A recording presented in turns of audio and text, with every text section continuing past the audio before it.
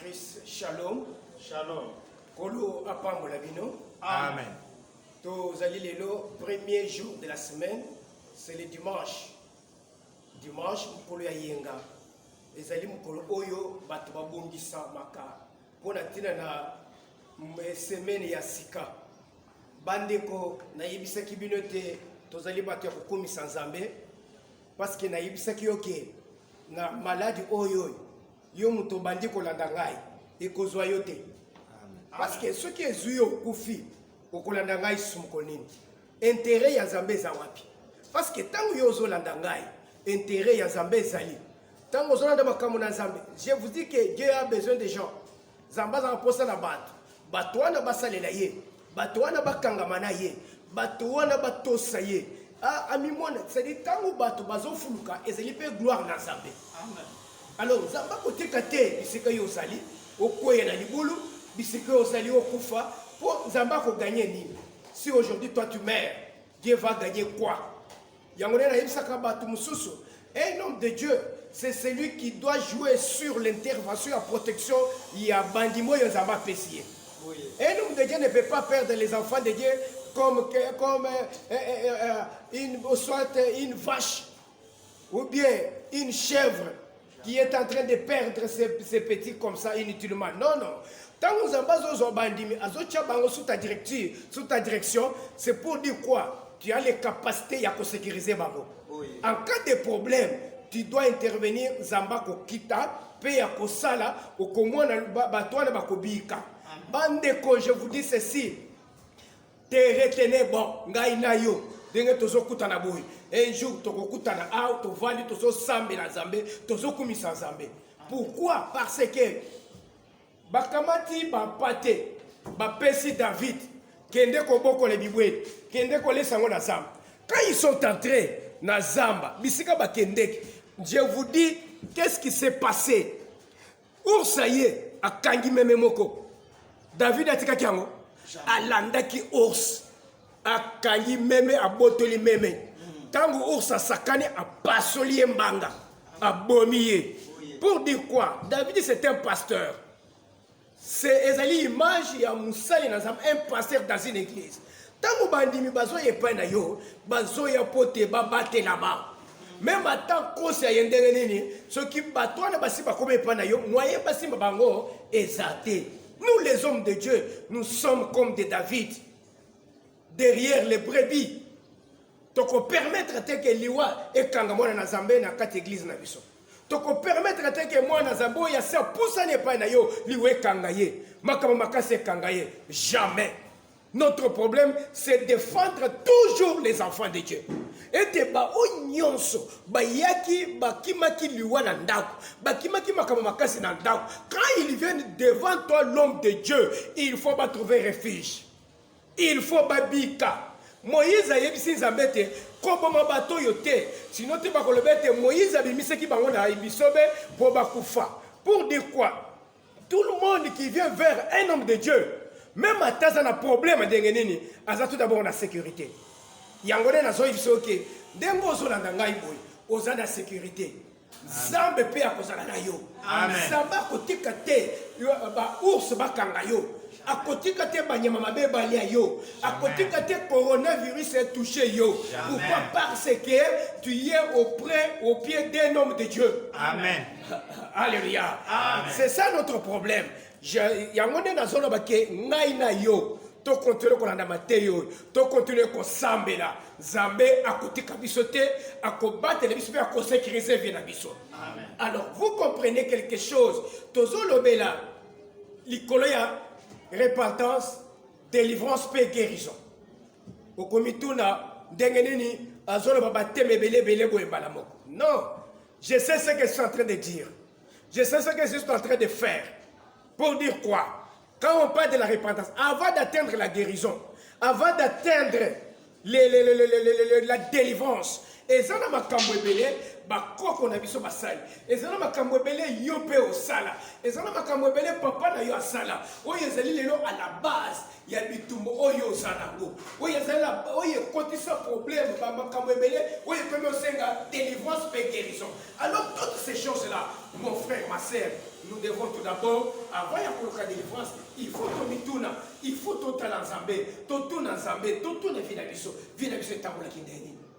To bandela kiwani. Bisegani to koyaki. Alors, quand quelqu'un reconnaît son identité, il a une délivrance facile. Amen. C'est pourquoi nous sommes dans Genèse chapitre 3, verset 8. Genèse chapitre 3, verset 8. Nous lisons au nom de Jésus-Christ. Amen. Alors, ils entendirent la voix de l'Éternel Dieu qui parcourait le jardin vers le soir. Bible est le bête. Adam na Eve bayoki mungongo na yawe zambe. Ezeli ko tambola na kati ya elanga Eden. Na pokwa ezo tambola. Papa toki. Et l'homme et sa femme se cachèrent loin de la face de l'Éternel Dieu. Mwasi na mobali babatami musika na elongi na zambe. Au milieu des arbres du jardin. Na katikati ya zamba. Amen. Suka na wana. Na zamba na kati ya jardin. Bisika ko yiba ko komona bango te. Pour dire quoi? Na elanga ezaki na bisika wo ezaki polele. Oyo zamba sa kokutana bato. Dieu parlait à ces gens-là. La voix de Dieu était en train de parler. Pe bazo solona zambe, zamba zo yoka bango bango bazo yoka zambe. Mais il est arrivé à un moment que tant basumukaki, ils sont bakimi. Bakeye ko bata mana zamba. Bisika oyo zamba ko komona bango te. Je voudrais vous dire quelque chose. Nakati nesika. Vous savez, les loko ko zala musika. Nangina biso loko moko. Tanga 21. Verset 21. Wow. L'Éternel Dieu fit à Adam et à sa femme les habits de peau et il les a revêtis. Yahweh Nzambe asali Adam na Eve bilamba ya poso, c'est-à-dire abomi nyama akati mutu azui poso alatisi bango. Alatisi bango nini? Akende kolesa bango na zamba te. Abimisi bango. Sortez du milieu de ces âmes. Tango abimisi bango na kati ya zamba. Aye, après avoir consolé bango, après avoir koloba ce qu'il fallait dire, Zambé abimisi bango na kati ya zamba. Tango abimisi bango bisika babatamaki, aye ko récupérer alatisi bango poso ya nyama. Amen. Amen. Notre problème c'est quoi? Le problème de c'est allié que Zambé a dit que moi na ye na kati ya libulu te. Jamais. Zambé a dit que moi na ye na kati ya passe éternellement te. Dieu est là pour nous sauver. Bible est le bien te. Dans une église pour la kopengwa te, pour la kokufa te, pour la kokoya te, pour la kosila te. Mais dans une église pour la baoui parce qu'il n'a pas bon été pas un bon mot. L'église, c'est un endroit où les gens doivent retrouver la vie. Amen. Un endroit où les gens doivent retrouver le souffle de vie. Ce qui a eu Kangamaki, l'église a été capable de faire yango. Amen. L'élo, l'église est comme qu'on condamne Bato. Et comme qu'on bombe Bato. L'église est comme qu'on a guerre Bato Mabé. Surtout pasteur, ce qu'on a dit Mabé pour la yo, tu dois dire de n'importe quoi. Il faut finga, il faut on la kera batumabé, na la kera mabé, na salio boy. Ce n'est pas l'œuvre de l'église, ce n'est pas le travail de l'église. Le travail de l'église c'est il y a pour bongo le sabbat. Montoya qui même azaki mal éduqué, azaki impoli mais tant azo kutana na yo, azo bongwana. Azo bongwana, azo se retrouver. L'église doit convertir même les koulouna. L'église doit convertir les impudiques. Et doit convertir les ivrognes. Batoy mamela kama sanga. Batoy basala kama kamumabe. Église des éloignes pour na kosunga bango. Les lois pasteur bakomi na kanda. Les lois pasteur bakomi ko benga na bato l'église. Nzambe atali Adam na Eve basumuki bakeye ko batama. Bakeye musika na Nzambe. Nzamba le dit jamais, je ne laisserai jamais l'homme dans cette situation. Parce que ce qui n'a pas dans la situation, c'est la gloire du Satan, ce n'est pas la gloire de Dieu. Parce que nous, tout le monde, à cela que Dieu dans Zambé, à cela que gloire dans Zambé. Et c'est pourquoi pas si un moutou, et je ne peux pas si un Zambé. Tant que nous sommes en Nyokoma, à Zomona passe, Zambé passe à des sengotés. Mais les Satan a ses là. Mais Zamba a ses là. C'est pourquoi nous, notre travail de pasteur, nous devons répandre tout le monde. Oh, il m'a dit que passe, qu'on peut se faire une espérance de vie. Et que la passe, Zamba intervenir. Amen. Bible dit que dans ma douleur, l'Éternel est intervenu. Na katia passe la gaille. Dans la katia passe, Zamba intervenu. Nous devons dans notre maison, David a répété, quand on entendrait les bruits dans ta maison, que ce soit les bruits de joie. C'est-à-dire, quand on a comme makelele na ndako na yo, ezala makelele ya matanga te, ezala makelele ya kobungisa te, ezala makelele ya boyina boyete, mais ezala makelele ya ke mwana sisi classe. Papa m'a promotion. Baboti mwana na ndako. C'est ça, c'est que nous attendons, nous l'église, dans les maisons des enfants de Dieu. Tikete na ndengo zota na ngai, konganga ya esengo, cette semaine, ekote na ndako na yo. Amen. Zamba koti sa konganga ya esengo, onganga esengo, promotion ebima na ndako na yo, guérison ekote na ndako na yo, batu babeta maboko, ete tozalaki na mobeli ya sanine, abiki.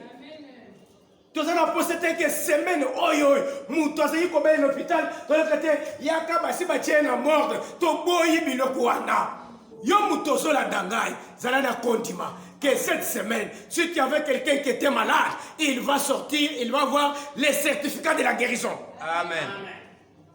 C'est ça l'église. Je vous bénis tous au nom de Jésus-Christ. Amen. Je n'ai protection dans un bel Colorabino. Amen. Oh, nous sommes passés par Kamina Moutamou, nous sommes divisés dans le Congo de Yesu. Nous sommes quatre bassinga, il y a pas de nous sommes passés par Kanga. Nous sommes bien dans la boule de Noua. Nous sommes quatre singa dans le Botolio, dans le Boko ya Satan, au nom de Jésus-Christ. Amen. Oyebi, Zamba Zoya, Alabini, Adam sort. Adam sort. À tenir compte ya mutakala na yete, à tenir compte ya bulumbu na yete, à le bibima. Bandeko, nous sommes venus devant le Dieu de la grâce. Nous sommes pendant le temps de la grâce. Bipai wa wapi nzambe tango telemaka asunga kalibota na ye. Zamba bwaka kayote. Na le bete nzamba kubwaka yote. Yo mutozola ndangai pour le moment. Dieu a kubwaka yote. Zamba azana yo. Peut-être yo zo kaniso mtolebe biso nzamba sabwaki biso. Makambu to sala, bakindumba to sala, babuzo to sala, zamba bwaki biso jamais. Je te dis que Dieu ne t'a pas rejeté. Dieu vient maintenant te tendre la main. Reviens à l'Éternel, il va te sauver. À quoi assister yo? Tu as la semence de Dieu. Le diable a vu ce qui était en toi. Aïe quoi détruire Yango. Mais je te dis que Zamba Yebi. Aïe qui t'a fait pécher. N'a la caution dans ma belle. N'a la soumouka dans la famille à Bino. Azoni ngata mutumo kwa tele na famille na Bino. Pour assembler la Zambé grâce aux hommes dans les bottes na Bino. Mutu il faut attendre moi. Zamba zo c'est pas ina yo. Yo de mutu Zamba zo c'est là. Il fallait qu'il y ait quand même et tombe dans les bottes de Jacob pour secourir la famille de Jacob. C'était Joseph. Toi tu es Joseph que Dieu attend. Et ceux qui ont été l'ennemi,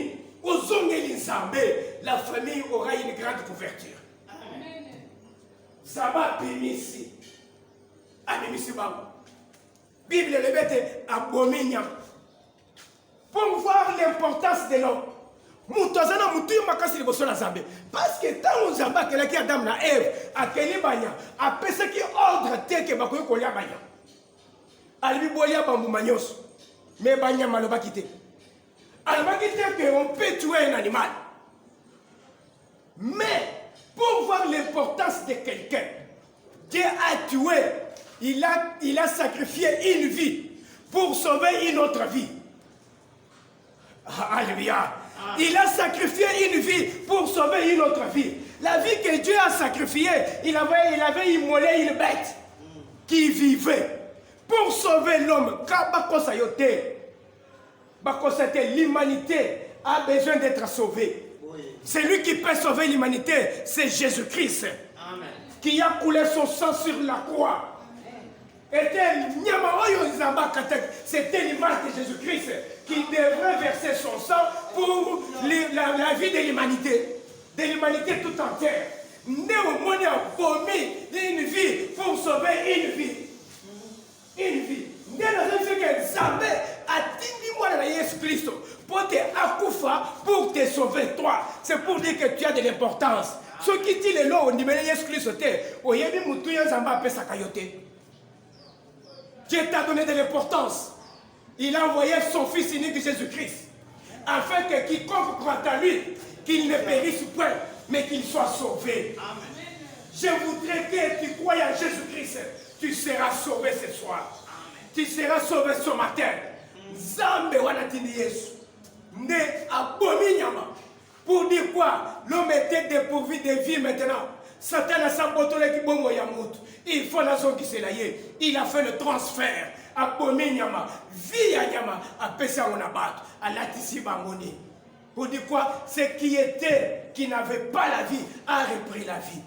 Allez, Adam, vous pouvez sortir. Babimi, Babandi Kotambola. Babandi Kotambola. Je voudrais qu'aujourd'hui, prédication à Rai, et elle sur quoi? Bisikanyo sozo kutama. Zambe na biso abimisa yo. Amen. Libulu nyoso bakotisa yo. Prison nyoso bakotisa yo. Même ata yo mikotisa. Par rapport à ma belle oyo sali, Zambo ya likolo admission na kata mbibuluana. Zambo ya likolo admission na kata prison wana.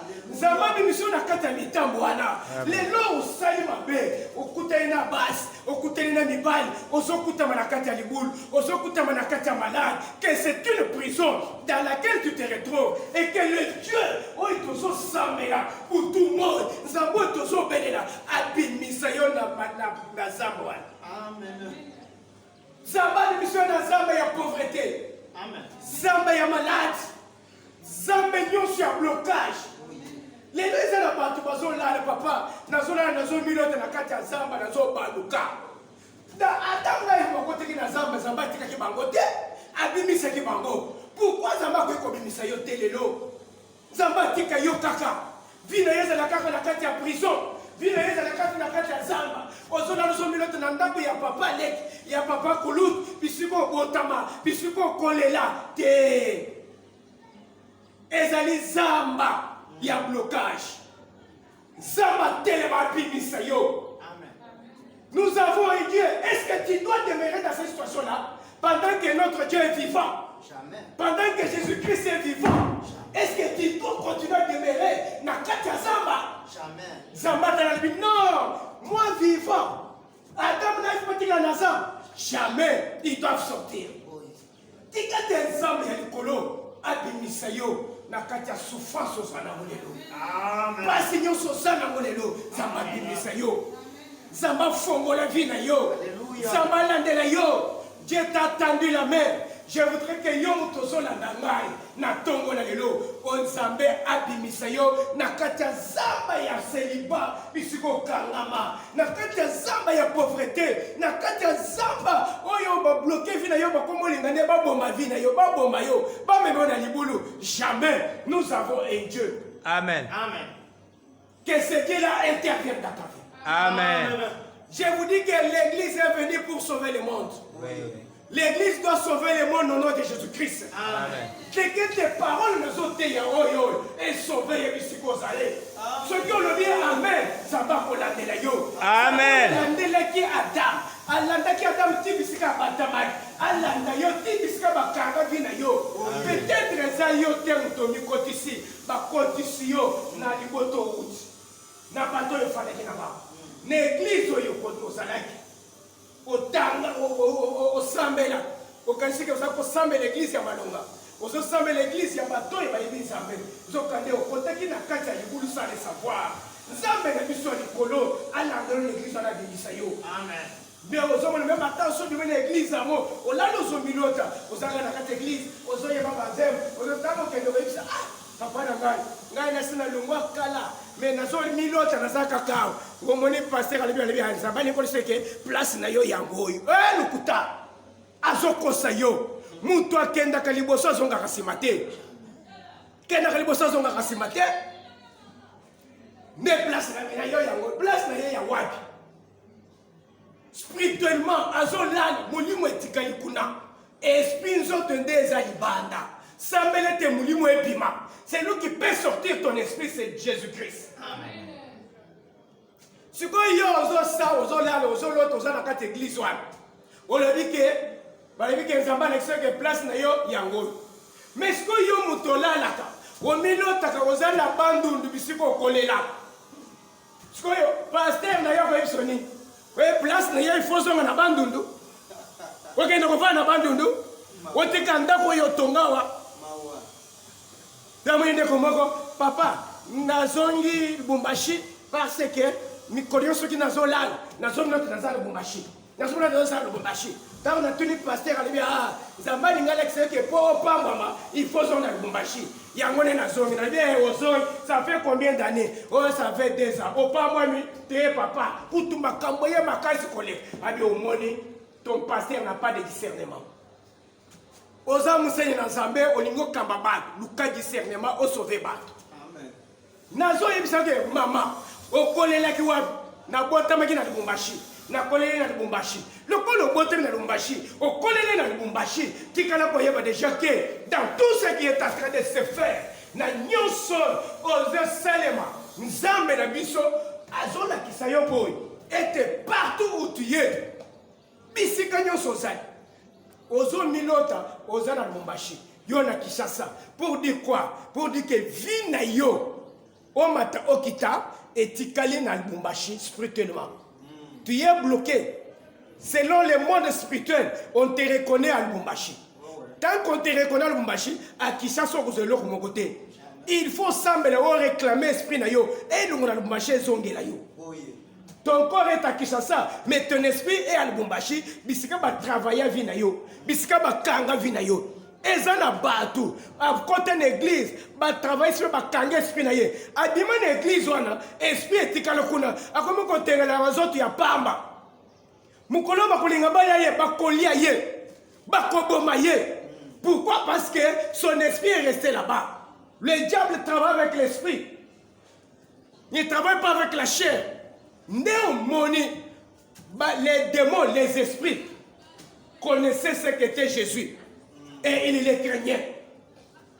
Pour réussir, il faut que même à ta démon, il y a famille, il démon, il y a quartier, va reconnaître ce que toi tu es.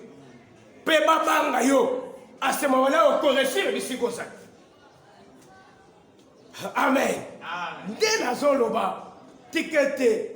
Bisika nyonso lala komilotaka oye pesaka lukumu na nzambe te bisika osepelaka nango te kolala komilotaka nzambe na biso atelema bunde na yo amen nzambe abimisa yo alleluya nzambe abimiso na nzambe bisika ozali esprit na ye ekangami wapi vie na ye ekangami wapi oza na niveau nini lelo tu es en train de pleurer mais ndoto nini olotaka makambo nini omonaka ntango olalaka ozalaka wapi est-ce que ozalaki na Kinshasa ou bien ozalaka na Kikwit oza na France ou bien oza na Kinshasa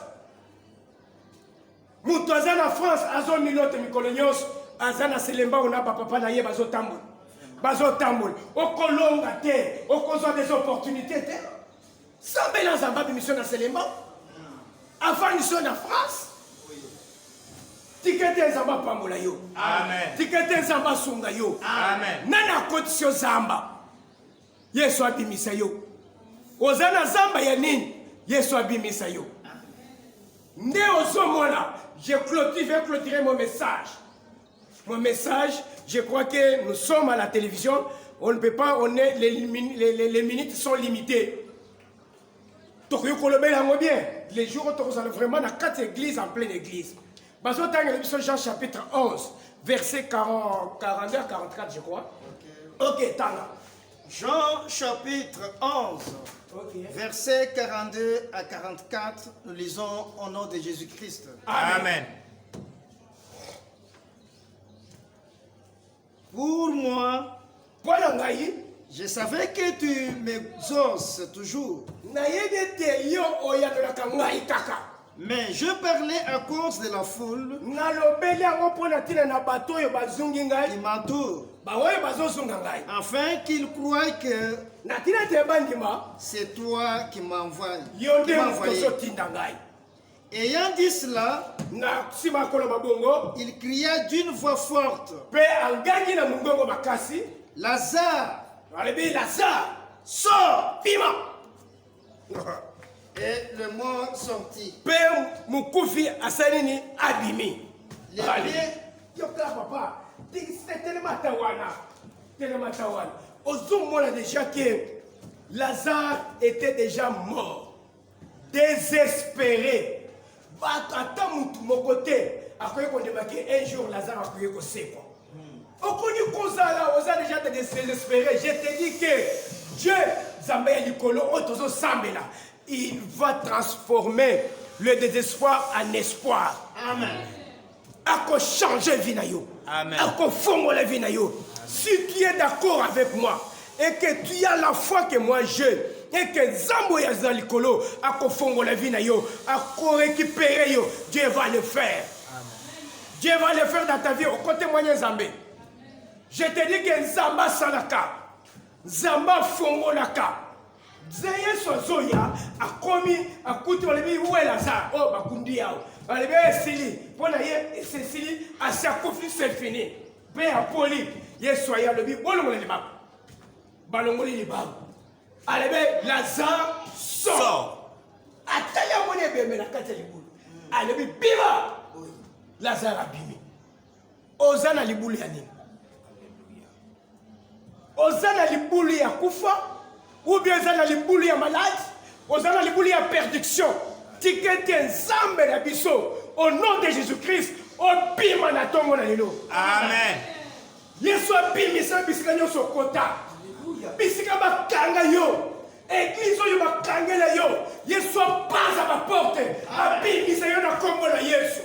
Bisika nyonso bamema vi na yo base bakotisi. Bazozela te na suka ya mbulo. Baladisa mutuno na se. Yesu asurprendre bango. Amen. Yesu asurprendre bango. Amen. Pona bandeko ya Lazare na bacamarade. Pona ye c'était fini. Oyi ba intérêt na ye. Bisika Lazare zai kotambola. Bisika tokobanda kotambola. Pour dire que le Messie est déjà parti. Mais pour Jésus, Lazare devrait revenir. Lazare devrait revenir. Basi bakomi kombo na yo. Nazona bete même ata basi bakomi kombo na liste. Ya bato yi bakoboma cette année. Ya yo ezolimwa. Ya yo ezolimwa. Amen. Yesu azolimwisa yo. Azolongola yango. Même ata basi batanga ki famille na yo. Na kombo ya bato yi bakodéplorer matanga. Na bandangu na bango cette année. Nzambo ya likolo alimwisa yango. Abimisa famille na yo. Libulu nyonso batie yo. Nzambo abimisa yo. Amen. Je voudrais que Dieu a répondre yo. Tu ne sais à quel saint se vouer. Oyebi côté ya komibwaka te. Oyebi côté ya komitika te. Passe leki. Ba situation leki. Je te dis qu'il y a un Dieu quelque part. Il y a un Jésus-Christ. Oya sunga kabatu. Ba Marie na Marthe. Bazaki déjà désespéré. Mais Jésus-Christ était arrivé. Azongi sa espoir. Oya azongi sa espoir ya vie abad. Azongi sa espoir na vie na yo. Azongi sa espoir na bomo na yo. Ateli misala na yo. Oya se kufake telema. Commerce nyoso basi bakanga. Yesu ateli misango. Ba classe basi bakondana. Yesu ateli misayango. Je le déclare ici na kombo na koloskiso. Amen. Amen. Bisiko zali. Ozokitisa mutu na yo. Tozo sambela. Tozo sambela te nzambo ya likolo. Akita afongola vie na yo. Nzamba abimisa yo na libulu ya kufa, na libulu ya maladi, na libulu nyonso, o nyonso ya pauvreté, ya célibat, ya stérilité basi bakanga yo. Nzamba nyonso za na kati, Yesu abimisa yo, to sambela na kombo na Yesu. Roi de Salem, le Dieu de gloire.